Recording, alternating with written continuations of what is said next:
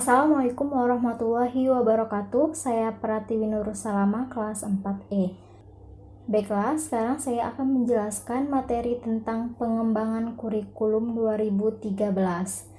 Nah, di dalam pengembangan kurikulum 2013, di sini terdapat 2 poin yang akan saya jelaskan. Yang pertama yaitu dasar pertimbangan pengembangan kurikulum 2013, dan yang kedua yaitu sosiologi pengembangan kurikulum 2013. Baiklah, yang pertama yaitu dasar pertimbangan pengembangan kurikulum 2013. Nah, pengembangan kurikulum 2013 ini berdasarkan 3 aspek landasan. Yang pertama yaitu aspek filosofis, yang kedua aspek konseptual, dan yang ketiga yaitu aspek yuridis. Apa sih aspek tersebut?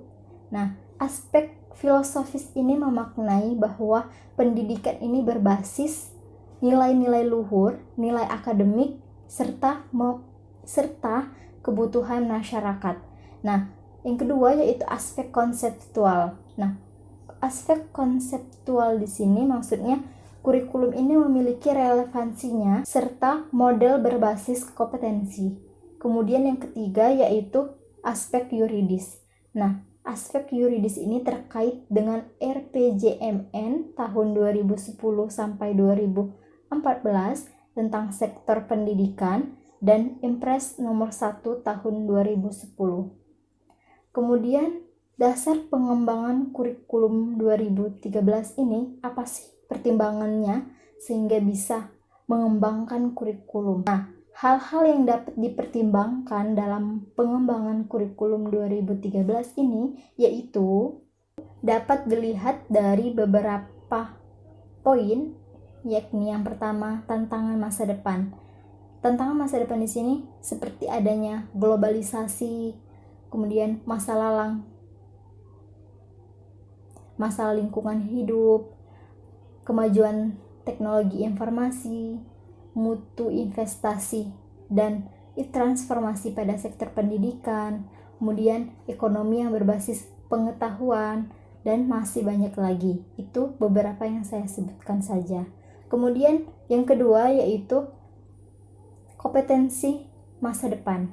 Nah, yang termasuk ke dalam kompetensi masa depan ini yakni kemampuan berkomunikasi, kemampuan berpikir jernih, kemampuan menjadi warga negara yang bertanggung jawab, kemudian memiliki kesiapan untuk belajar, dan memiliki minat yang luas dalam kehidupan. Dan yang ketiga yaitu fenomena negatif yang mengemuka, seperti perkelahian pelajar, narkoba, korupsi, plagiat, dan termasuk hal yang tidak jujur dalam ujian, contohnya yang mencontek. Nah, kemudian yang keempat yaitu dapat dilihat dari persepsi masyarakat. Nah, persepsi masyarakat di sini yaitu menitik beratkan pada aspek kognitif, kemudian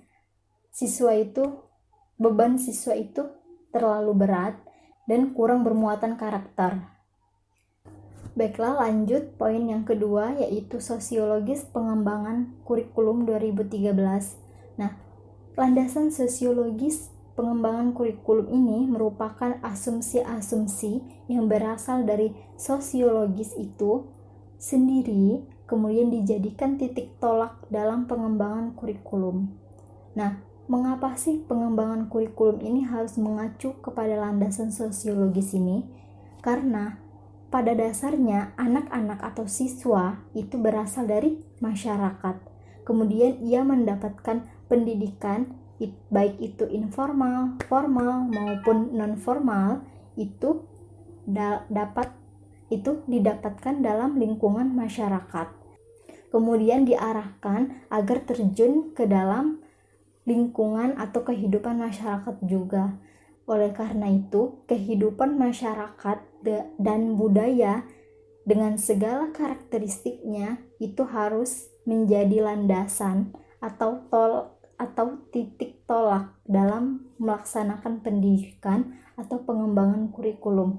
Makanya, pengembangan kurikulum ini harus mengacu kepada landasan sosiologis. Selanjutnya, sosiologis di sini memiliki peranan penting dalam pengembangan kurikulum. Nah, peranan penting di sini yaitu yang pertama, berperan dalam proses penyesuaian nilai-nilai dalam masyarakat. Yang kedua, berperan dalam proses penyesuaian kebutuhan masyarakat. Yang ketiga, yaitu berperan dalam penyediaan proses sosial. Dan yang keempat, yaitu berperan dalam memahami keunikan individu, masyarakat, dan daerah. Selanjutnya, faktor dari pengembangan kurikulum dalam masyarakat. Nah, ada beberapa faktor pengembangan kurikulum dalam masyarakat, yaitu yang pertama, faktor dari kebutuhan masyarakat, kemudian faktor perubahan dan perkembangan masyarakat, dan yang ketiga yaitu faktor tripusat pendidikan. Nah, maksud dari tripusat pendidikan di sini yaitu pendidikan di sekolah, pendidikan di rumah, dan pendidikan di masyarakat. Baiklah, itulah yang dapat saya sampaikan. Semoga bermanfaat. Jika ada salah kata, saya mohon maaf. Kepada Allah, marilah kita sama-sama mohon ampun. Saya akhiri. Wassalamualaikum warahmatullahi wabarakatuh.